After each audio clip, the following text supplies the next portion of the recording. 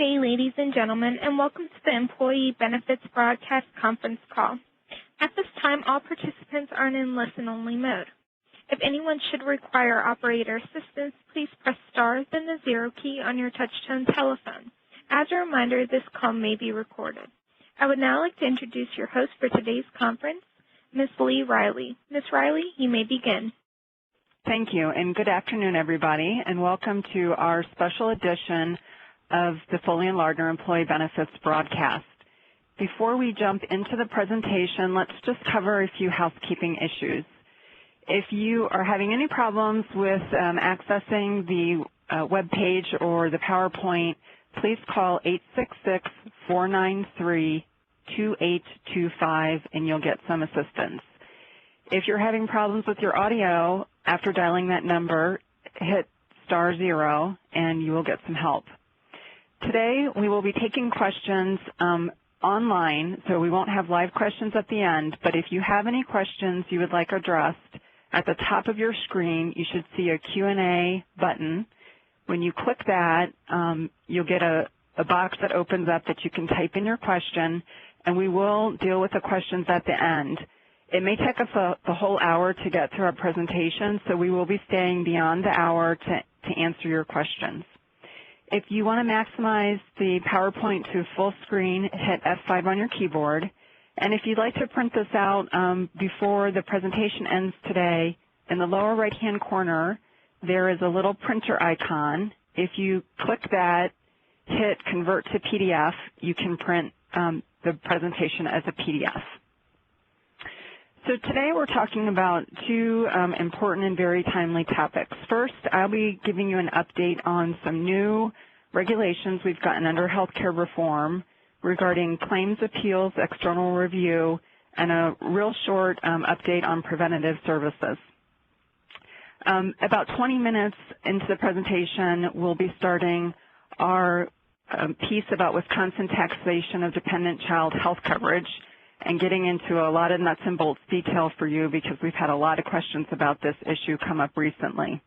If you don't have employees in Wisconsin and you're not interested in that second half of the presentation, feel free to drop off. You won't offend anybody, but I do want to remind you that if you're trying to get CLE or other credit for today's broadcast, you will need to stay on for the entire time. So let's get started talking about some recent changes to healthcare reform regulations. If you remember, one of the changes coming out of healthcare reform, which was PPACA last year, is to expand the claims and appeals rules for health plans.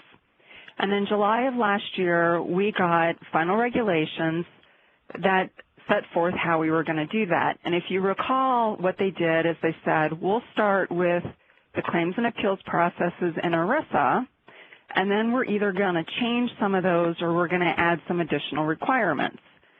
And they added or changed about 8 different things. If you want to get a list of those things, go to one of our prior webcasts and you'll see the list. But it was things like on your explanation of benefits statements, you're supposed to include the date of the service and the name of the physician and some things along those lines. So those were final regulations, and plan sponsors and insurance companies and third-party administrators started to gear up to make all those changes, many of which have already been in effect for quite a while. Then just 2 months ago, the Department of Labor and IRS came out with revised regulations.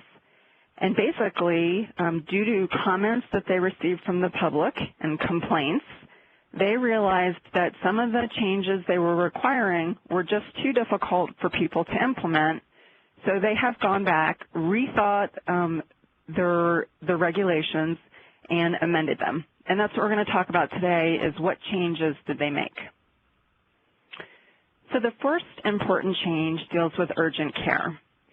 If you recall, before healthcare reform, under the ERISA rules, if you had a claim involving urgent care, you had to make a decision about that claim within 72 hours. The original regulations issued last year under PPACA said you had to decide urgent care claims in 24 hours, so they significantly shortened the time frame. again, as a result of complaints from people, they have now rethought that position, has decided 72 hours is actually fine, so they've gone backwards to the old rule, but they have added a requirement that if the attending physician tells you, hey, this is a claim involving urgent care, you have to defer to that attending physician and get that claim decided within 72 hours. So in short, we're back to 72 hours, which is what we started with before PPACA. Next, they added a requirement that any claim or appeal denial, such as an explanation of benefits statement, was supposed to include the diagnosis and treatment codes of the service that was performed.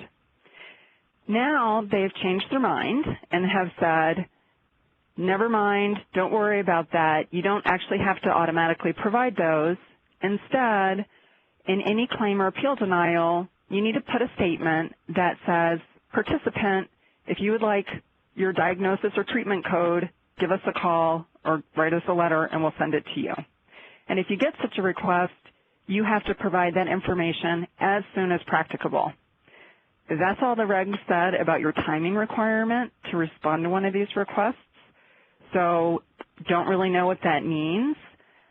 I would think, given that almost everything in ERISA has a 30-day response time, that if you respond within 30 days, that would be treated as soon as practicable. But that's just a guess and a recommendation. Next is a very negative thing that they had in the original rules, and especially from us from a legal perspective, because what they said is, if the plan doesn't strictly comply with every single requirement for a claim and appeal, the participant can immediately jump to some kind of external remedy. In other words, if you issued an explanation of benefits statement and it failed to have one little requirement, like it didn't have the doctor's name or it didn't have the date of service, that would have allowed a participant to bypass the plan's appeal process, go immediately to filing a suit in court or seeking an external review from an independent review organization, for example. And in that court lawsuit or the external review organization, no deference had to be given to the plan administrator's decision on the claim. So really negative and a really harsh result. They've backpedaled from that stiff position and now have said, look, we understand that there might be some minor problems and explanation of benefit statements, and that won't give the person the ability to immediately jump to some external review. So the only time the person can get an external review and jump over the appeal level is if the, sorry, let me say this differently. You can't ignore the appeal level and go to external review if the error is de minimis, not prejudicial to the participant, attributable to good cause or some matter beyond the plan or issuer's control, part of some ongoing good faith exchange of information between the plan and the participant, and it's not reflective of a pattern or practice of noncompliance. So as long as these and all of these requirements are met, the participant has to go through the plan's internal appeal. Now, it's not that easy, though, because the participant has the right to ask the plan to explain why the plan thinks its error meets all of those requirements. And if a participant makes that written request, the plan has to respond within 10 days.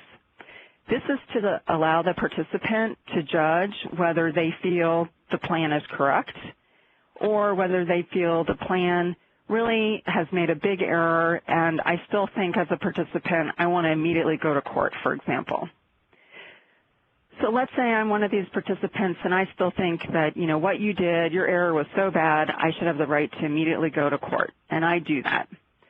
Well, then if the court rejects my claim because the court says, nah, this was really a de minimis error, you need to go back and go through the appeal process. In fact, the participant has that ability. They can go back, file an appeal.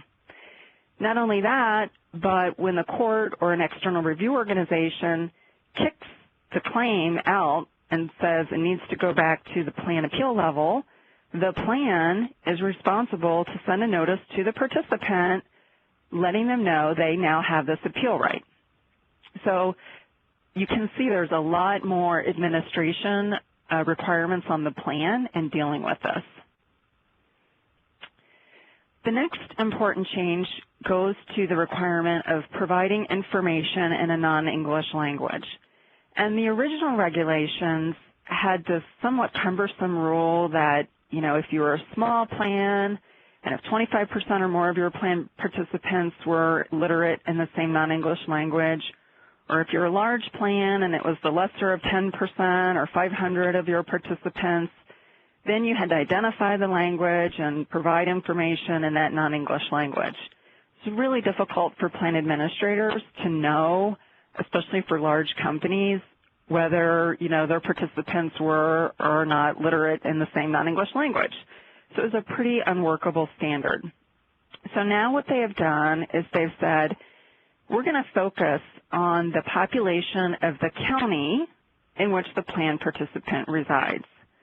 So they have looked at every county in the United States, and they've said if 10% or more of the population of that county is literate in the same non-English language, then as to any participant that resides in one of those counties, you have to add to their explanation of benefits or to an appeal denial a sentence in that non-English language that tells them where they can go to get help in that language. So there's a big list in the regulations of all the counties. There's 4 languages that are relevant: Chinese, Spanish, Tagalog, which is a Philippines language, and Navajo. And the Department of Labor has given us model sentences in each of those languages that we can put onto the EOBs or appeal denials that alerts individuals where they can go to get help. If you don't want to bother with all of this, like figuring out the zip code of a participant and then what language does or doesn't need to go on their explanation of benefits statement, for example, you can instead just put all 4 sentences in the 4 languages on every explanation of benefits statement, every appeal denial, and you know you've covered the waterfront and you're done. Of course, not only do you have to provide this notice, for example, a notice in Spanish that says if you need assistance in Spanish, call a number, you actually have to make sure that there's somebody on the other end of the phone line that can provide services in that non-English language. It's going to be very important that you check with your insurance carriers or your third-party administrators that they will have somebody available who can speak one of those 4 languages to help your participants. In addition, participants have the right to have their claim denial or appeal denial translated into that non-English language. So those are the changes to the claims and appeals processes, which is the stuff going on, you know, within the plan. They also have made some changes to the external review. And as a reminder, PPACA, the healthcare reform law, said both fully insured and self-insured plans need to provide some kind of independent external review process for participants.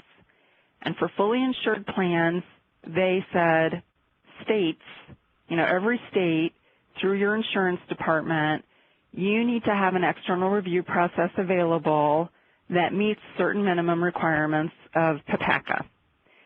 On the self-insured side, they created a brand new federal external review process, which basically requires self-insured plans to contract with an independent review organization who then serves to process any external review requests. So what changes have been made with respect to these external review processes? Well, on the fully insured plan side, the government gave states up through July 1 of this year to get their external review requirements updated and in compliance with PPACA. The problem was that the states contacted the federal government and said, we're working really hard and diligently to, get our external review processes up to speed, but we're not there quite yet, and we need a little more time.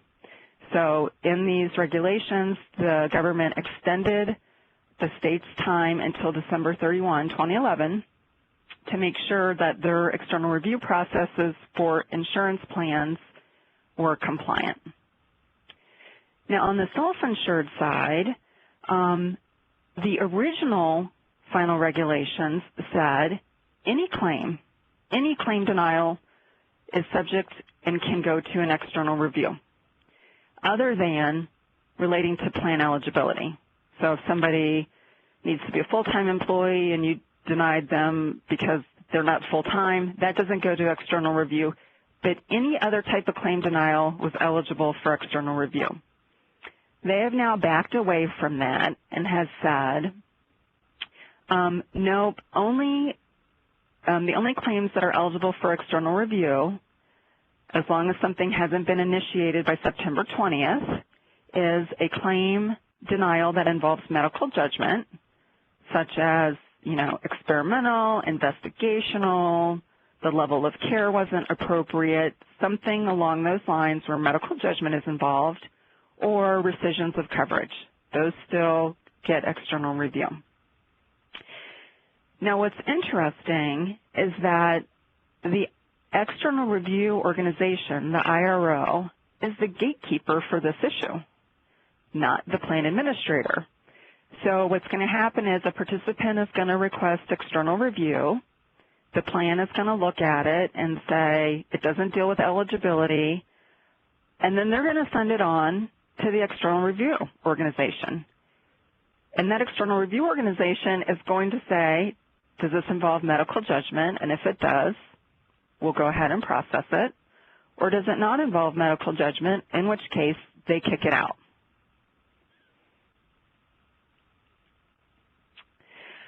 The other change made to external appeals is that in the original regulations, they said any external review decision is binding on the plan and the participant.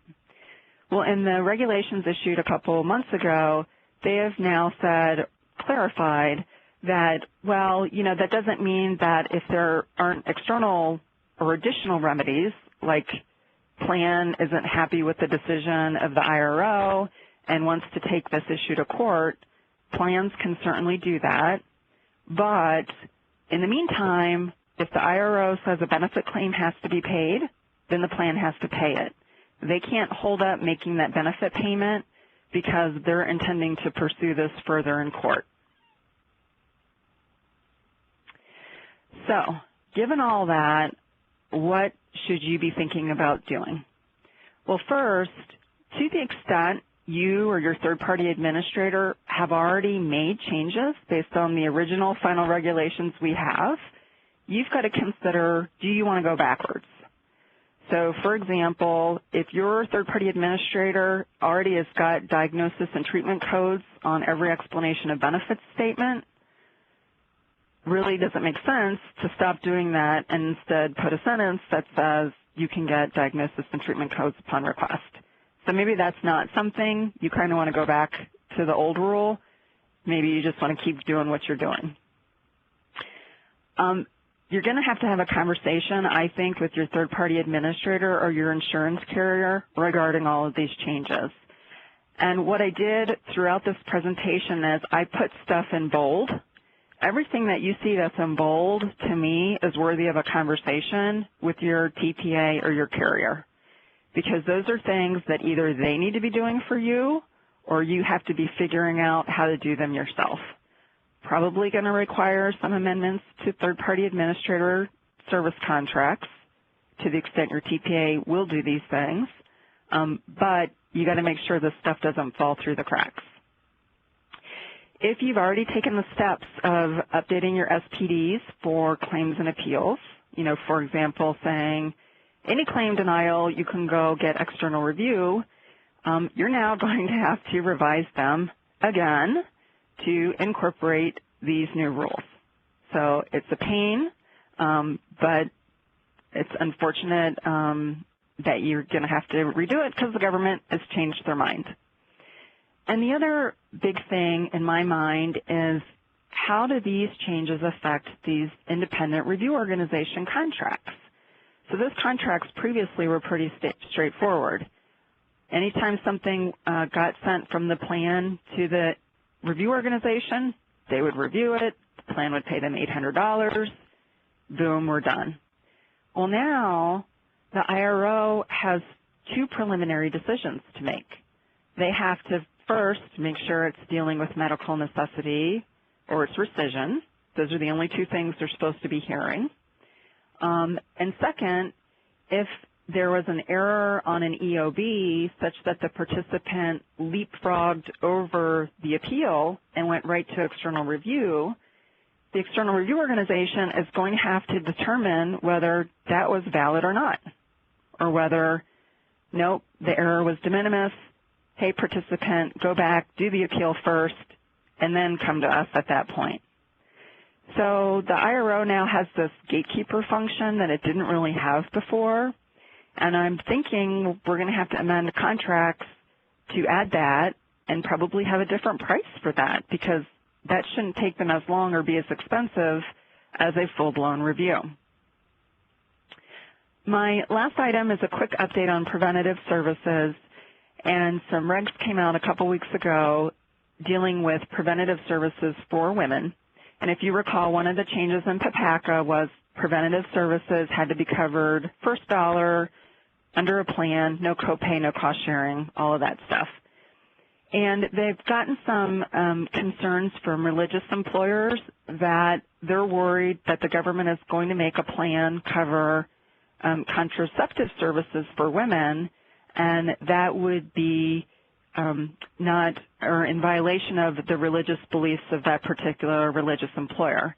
So these regulations came out, acknowledged that, and said that in the future, there probably will be some carve-outs so that religious employers don't have to provide things that isn't in line with their religious beliefs.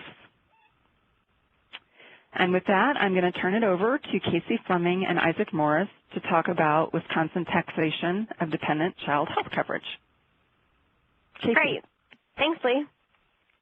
As Lee mentioned, Isaac and I will be talking about the taxation of child health coverage in Wisconsin, which, to be perfectly honest with you, is one big mess for employers. The reason for this mess is that Wisconsin employers must comply with the federal tax and coverage rules that were passed as part of last year's health care reform legislation, and a couple of Wisconsin specific rules which, as we will discuss, do not match the federal rules. In order to help you sort out this mess, my portion of the presentation will answer the following questions. What are the coverage requirements for self-insured and fully insured health plans in Wisconsin?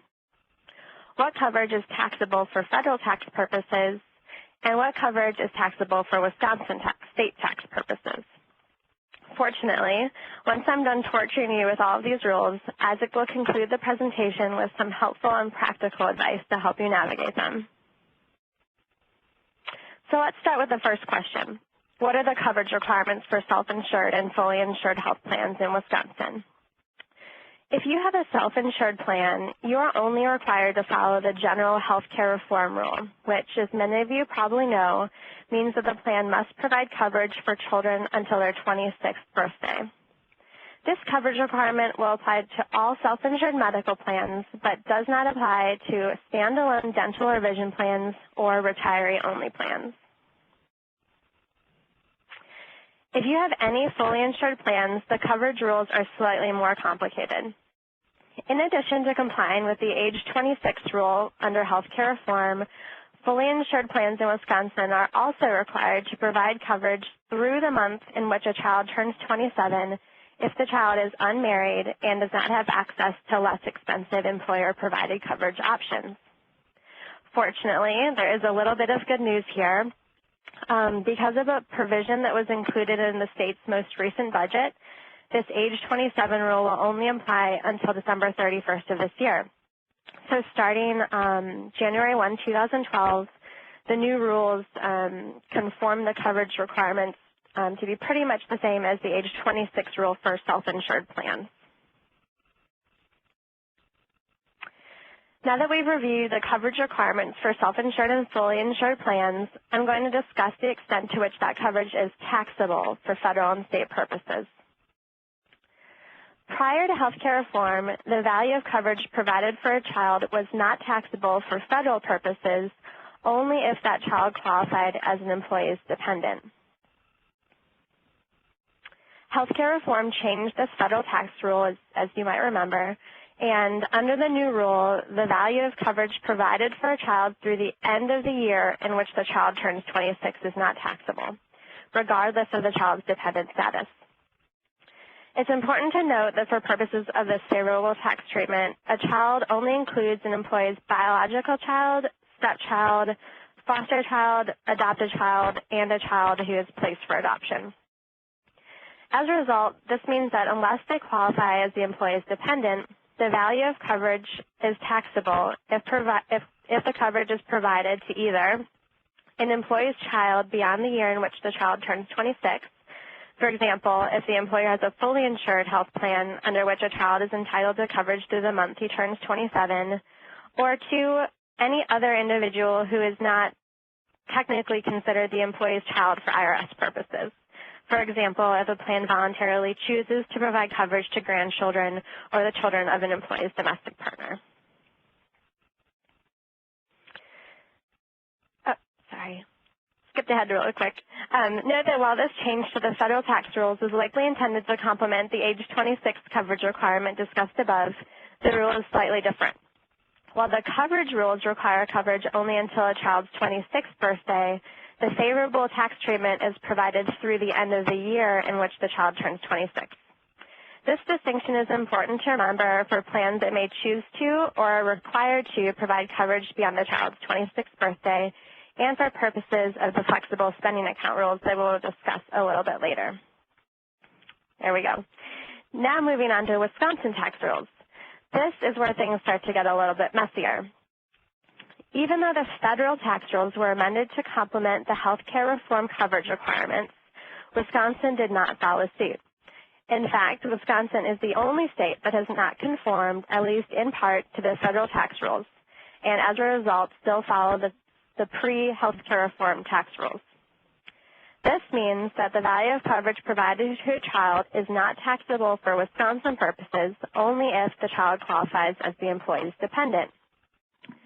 The practical implication of this rule is that even though a child's coverage may not be taxable for federal purposes, it may be taxable for Wisconsin state tax purposes. And although, as I mentioned earlier, Wisconsin will generally conform with the age 26 coverage requirement starting on January 1, 2012, we suspect that Wisconsin will not conform to the federal tax rule for some time. This suspicion is based in part on the fact that it took Wisconsin a whole 8 years to conform to the federal favorable tax treatment of HSA contributions, and the fact that it may be particularly difficult to pass conforming legislation considering the state's current budget concerns. As you may have gathered, it is important to understand who qualifies as a dependent for health care coverage purposes because, as we have discussed, a child's dependent status will determine whether coverage is taxable in a couple of situations. First, for all Wisconsin state tax purposes, and also for federal purposes if coverage is provided to a child beyond the year in which the child turns 26 or to someone who is not considered the employee's child, such as an employee's grandchild or the children of an employee's domestic partner if a plan opts to provide that type of coverage. To qualify as an employee's dependent, the covered person must either be considered the employee's qualifying child or a qualifying relative. To be considered the employee's qualifying child, the child must be under age 19 at the end of the plan year, under age 24 at the end of the plan year, and a full-time student, or any age if permanently and totally disabled. In addition, the child must have lived with the employee for more than half of the year, and the child must not have provided more than half of his or her own support for the year. As you'll see on the slide, there is some additional information in the circumstances if an employee is divorced, so that's just there for your reference. A child will be considered the employee's qualifying relative if the child is an individual other than the employee's spouse who, for the taxable year, has the same principal place of abode as the employee and is a member of the employee's household. The employee must be providing over 1/2 of the child's support for the year, and the child cannot be claimed as a tax dependent by anyone else besides the employee. To help put all of these coverage and tax rules together, I'm going to walk us through a couple of examples. The first example involves the Acme Inc. Self-Insured Health Plan, which in 2011 provides coverage to children until each child's 26th birthday, which is in compliance with the healthcare reform rules, and has voluntarily opted to also provide coverage to minor grandchildren.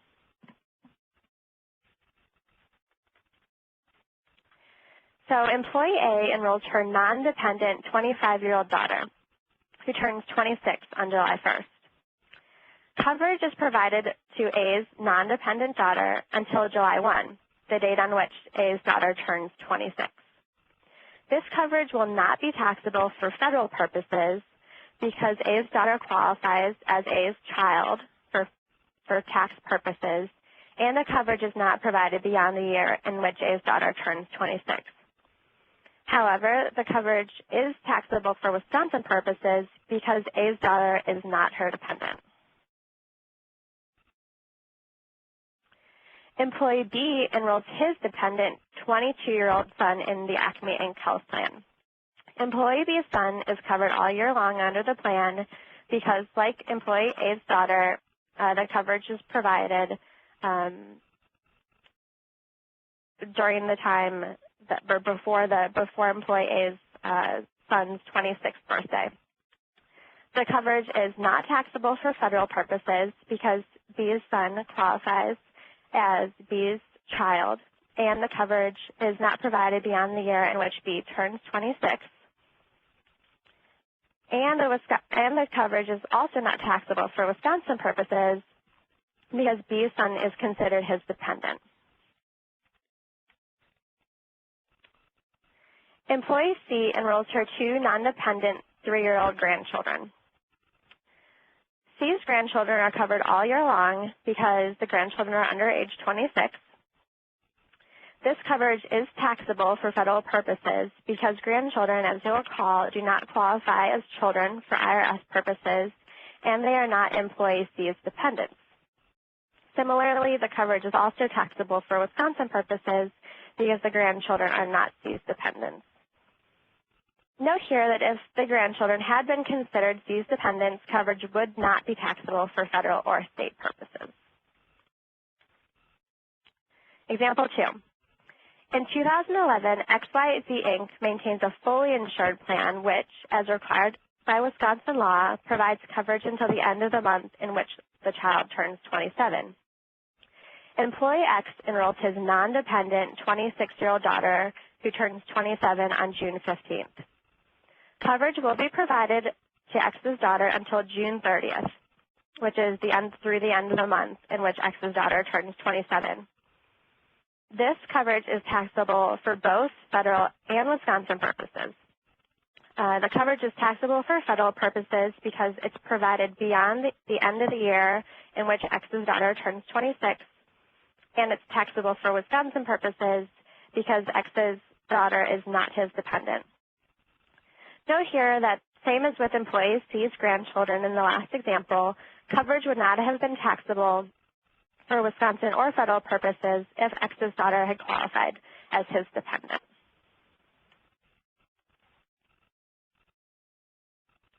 Before I hand the presentation over to Isaac, I wanted to be sure to highlight that the federal and Wisconsin tax rules are the same for healthcare flexible spending accounts.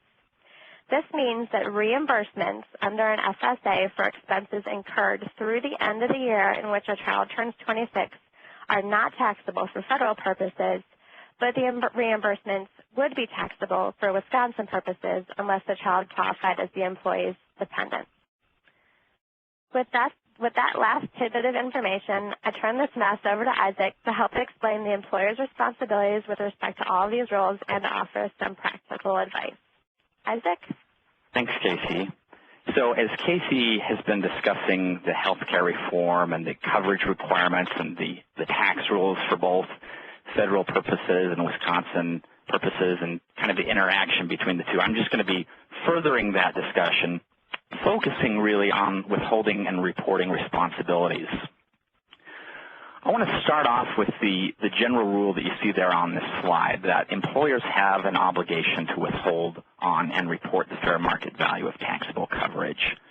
And that's an important general rule to keep in mind because it really serves as the theme for these next few slides. And also, if you can keep it in mind, it sort of serves as a nice base from which to build the rest of your knowledge. Generally, when we walk employers through this analysis, we take a couple of steps. And the first one is that you need to determine if the coverage is taxable for Wisconsin and or federal purposes. I will tell you that if it's not taxable for either of these purposes, you are done, at least with respect to withholding and reporting. You're in a non-taxable situation. You don't have to worry about withholding and reporting. You can give yourself a pat on the back, go home early, or at least try to go home early. It's a nice situation when it happens. If instead the coverage is taxable for one or both purposes, you should still really give yourself a pat on the back. And I say that because you're listening to this presentation. You'll have additional knowledge by the time that it's finished. You'll have these slides available for you to refer back to. And Casey and Lee and I are always available to help answer quirky questions or issues that you come up with. But again, if you do find yourself in that taxable situation, you want to take these additional steps. And the first one is you need to determine what the fair market value of that coverage is. After that, you need to withhold on the value of that coverage. And then you need to report the value of that coverage on the employee's W-2. We'll be discussing all of these issues as we go along. And then finally, you want to keep in mind reciprocity rules. I'll save a few minutes at the end to discuss those in more depth, but they may or may not apply to your employees. So let's start off with that first action step, determining if the coverage is taxable. And the real driver to that issue is whether or not the child is the employee's dependent, as Casey has talked about. If the child is the employee's dependent, again, you're in that great situation I referred to earlier. It's not going to be taxable for Wisconsin and federal purposes. If, however, the child is not the employee's dependent, it will be taxable for Wisconsin purposes. Fortunately, it generally won't be taxable for federal purposes unless the plan is providing coverage beyond the year in which the child turns 26. So as Casey was talking about fully insured plans, this is something you need to keep in mind for Wisconsin purposes, at least until the end of this year. Well, how do you know if the child is the employee's dependent? Well, generally, you can't make this determination by yourself. You just don't have that information. So there are really two options that you can take. The first one is sometimes referred to as the default method. And I will readily admit it's the more administratively simple of the two options. Essentially what you're doing is you're saying, hey, we're going to treat any coverage of adult children as taxable. You're going to tax all coverage beginning with the year in which the child turns 19. Now, hopefully this is more administratively simple to put into your payroll systems and such. But as you may have already guessed, this is an over-inclusive method. It's going to capture non-taxable situations. And really what you're doing is, even though it's more administratively simple, you're putting a little bit of a burden on the employee because you're telling the employee, look, we're going to tax you on the value of that coverage. At the end of the year, you need to go and work it out with the government and make your claim as to why that benefit shouldn't have been taxable. The other option is referred to as the certification option or the certification form. And under this method, I'll refer back to the slides that Casey was talking about earlier. It's basically just a form that explains how a child can be a dependent. So it walks through those two options that Casey talked about. Option 1 for a qualifying child, option 2 for a qualifying relative. Gives a basic description of each of those, and then puts the decision-making back on the employee and says, look, here's the general law. You tell us whether or not your child is a dependent or not. And just has a yes or no box or something like that. You can find some of these forms out on the internet, but we've also drafted a form here, and that we found that works for most employers. So what do you do when you come across a situation where you have a taxable situation, whether it's through the default or the certification method? Well, again, the first step you need to take is you need to determine the fair market value of that taxable coverage. And to keep things messy, as with many things under the healthcare reform, there are different methods to be able to do this. The first one is the value of the individual policy. And this is a method that I've heard and seen talked about. I've never actually seen it put into practice. And the reason for that is this. It's a difficult method to administer. What you're doing in this method is the employer basically goes out onto the open market and tries to find a policy that matches all of the benefits that it would have provided to that child. So all the nuances, all the restrictions, everything like that. Well, it's hard to find matching policies. Some additional factors can make that even more difficult. Sometimes buying a policy on the open market is dependent on the health status of the person seeking that coverage. And a lot of times, you as employers are not going to know what the health status of your employees' children are. In addition to that, if the child has very poor health, it may be difficult to even get a policy, period. And so you're back to this situation where you can understand this method in theory, but for practicable purposes, it's very difficult. The second method is the incremental value. And this is basically you're looking at the cost of single or employee-only coverage, and then what the difference is between that cost and the next level of coverage. For example, if single coverage costs $600 per month, and the only other option under your medical plan was family coverage, which costs $1,000 per month, you're looking at the difference between those two, and it would be a $400 taxable benefit per month. The third method, and the one that I probably see most often used, is the COBRA premium rate method. And that's the rate minus the 2% administrative fee that you could otherwise charge in COBRA situations. And it's the cheaper of the individual rate or the family rate. Now, some of you may be asking, when is the family rate ever going to be cheaper than the individual rate?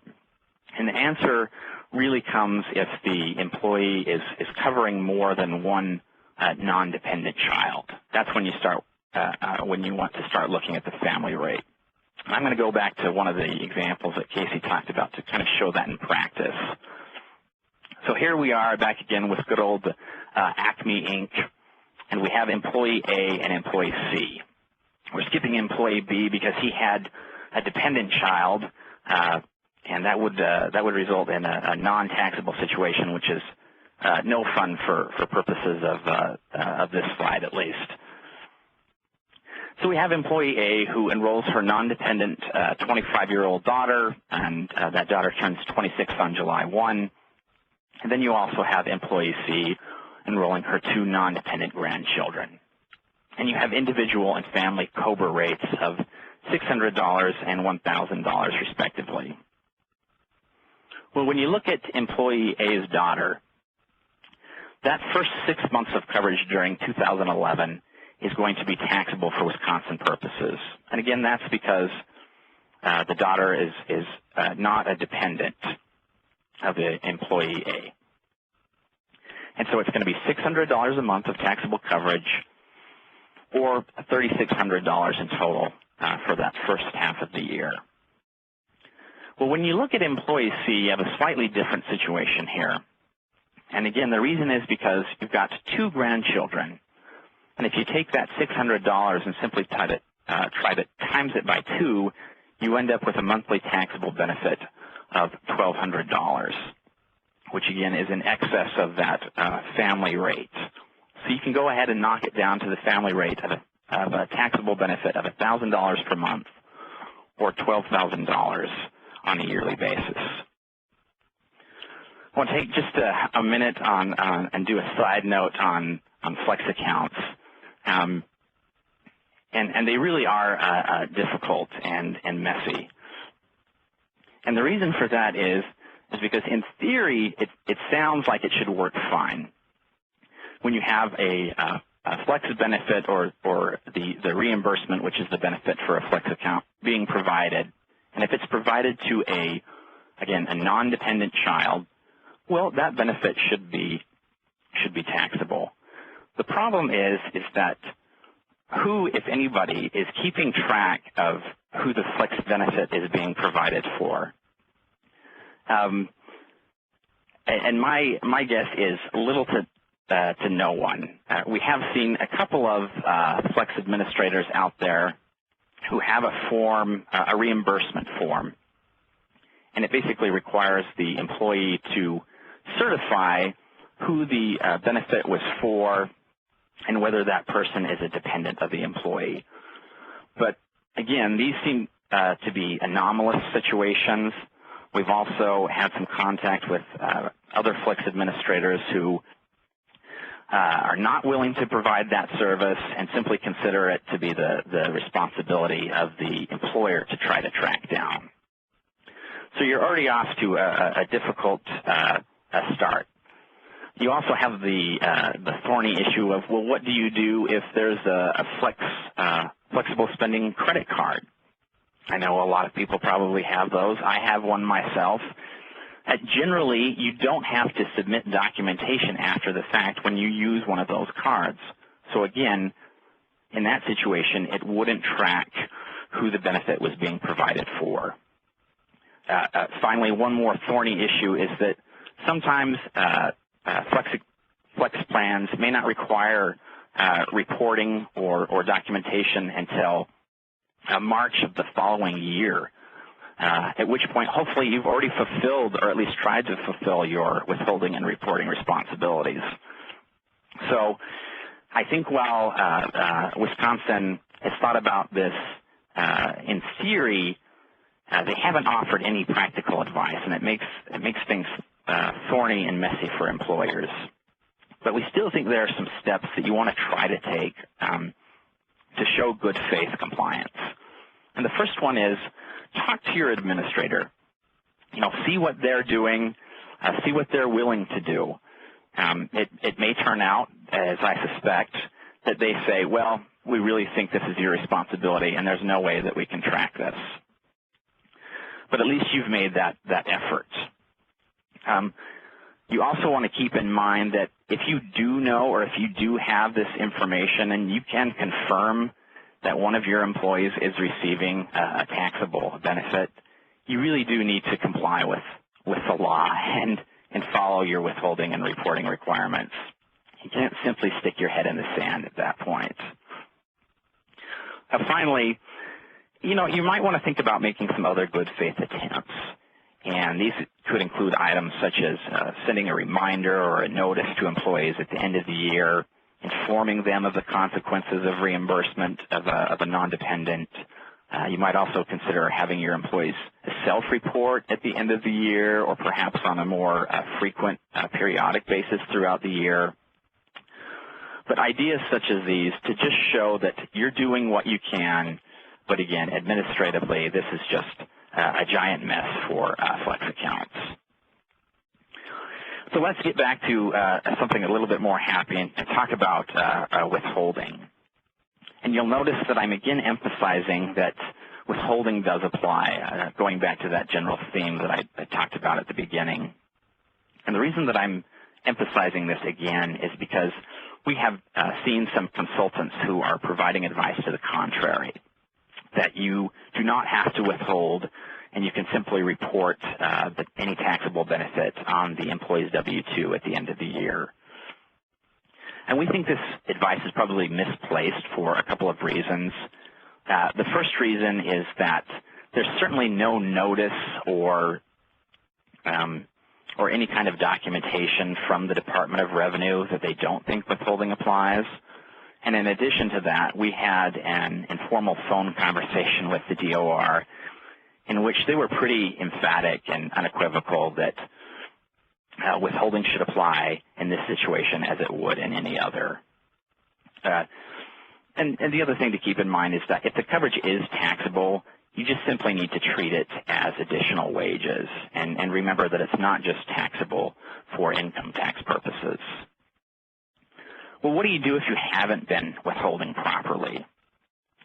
The best thing to remember in this type of a situation is that usually it can be corrected, but you want to try to correct it quickly. For instance, if you found out on June 30th of this year that an employee was receiving a taxable benefit for the first half of the year, and we'll use the example that I've been following, the amount of that benefit was $600 per month, you'd have a $3,600 retroactive benefit that you need to add to the employee's pay. Our recommendation would be to try to add that onto the next paycheck. So you would go to the employee, explain the situation, say we need to add this additional benefit to your next paycheck, and if the employee were paying at the highest Wisconsin rate, that would be about an additional $280 that would need to be taken out of the next paycheck. And then on a going forward basis, every month that would result in an additional $47 or so of extra tax.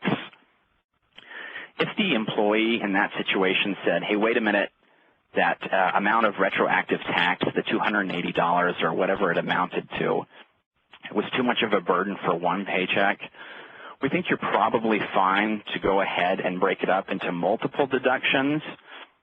But again, you want to make sure that you correct by the end of the year. And the reason for doing so is that we think the risk of penalties and interest would be pretty minimal if you corrected by that time. I'll just mention as a final note on this slide that hopefully this is only a concern if you've been using the certification method. If you've been using that, the default method, you should have been taxing and withholding and reporting properly from day one, and you shouldn't have to worry about these kinds of issues coming back to get you in the end or later on. Well, fortunately, the mechanics of reporting the value of the coverage on the W-2 are fairly simple. You simply put it in box 1 of the W-2 if it's taxable for both federal and Wisconsin purposes, or if it's only taxable for Wisconsin purposes, simply put it in box 16 or issue a supplemental Wisconsin-only W-2. So now we're at the end, and I said that I would talk briefly about reciprocity. So reciprocity is basically a situation that applies to employees who do not live and work in the same state. Now, for most of us, I would assume, and probably for most of your employees, this is not an issue. Generally people live and work in the same states. But an employee who does not fall into that general category faces this situation of being subject to the income tax laws of two states, both where they live and where they work.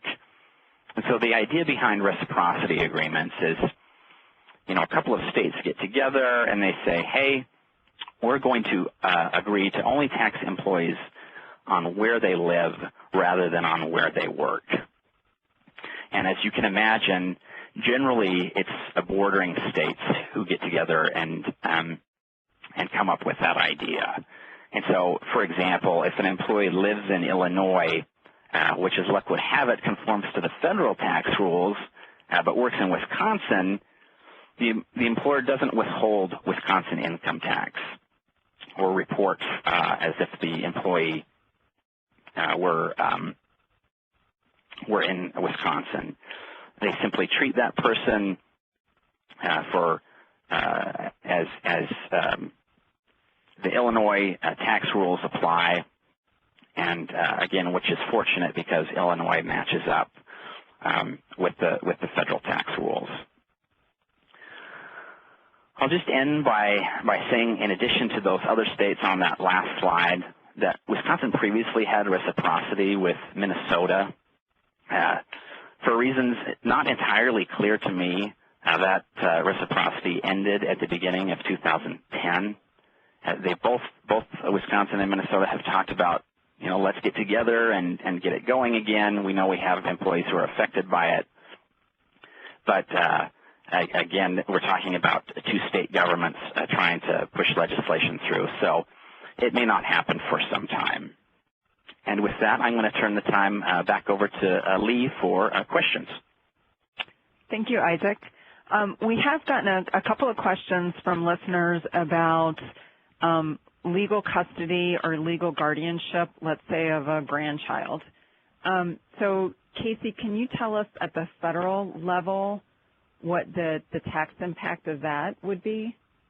Sure. As we discussed a little earlier, guardianship is not one of the technical categories under the definition of a child for IRS purposes. So in order to qualify for the favorable federal tax treatment, the child would have to qualify as the employee's foster child. And in that case, if the child did qualify as the foster child, then that coverage would not be taxable through the end of the year in which the child turned 26. The definition of a foster child is a function of how the federal definition of that term. But we have advised clients that because foster care is just temporary living and care relationship, that it would be hard for us to believe that a permanent guardianship situation would not also qualify as a foster care relationship. However, if because the guardianship is temporary or some other factors come into play that would make the employer not feel comfortable qualifying the child as a foster child, then the value of coverage would be taxable unless the grandchild qualified as the employee's dependent for that year. Okay, thanks. So we didn't have any more questions, but if you do have anything that pops up that you need some assistance on, our names, phone numbers, and email addresses are on the screen, and we welcome your questions. Lee? Yes. I'm sorry to interrupt, but 3 questions just came in. Let me go ahead and get those to where you can see them. One of the questions talks about if spouse coverage is paid by the company, then is that taxable income? Isaac, do you want to field that one?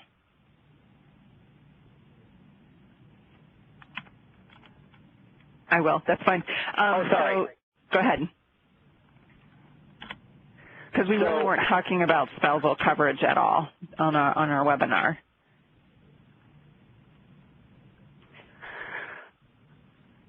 Yeah, I'm sorry. I'm not quite sure I understood the question. So the question is, what about an employer that provides coverage for an employee's spouse?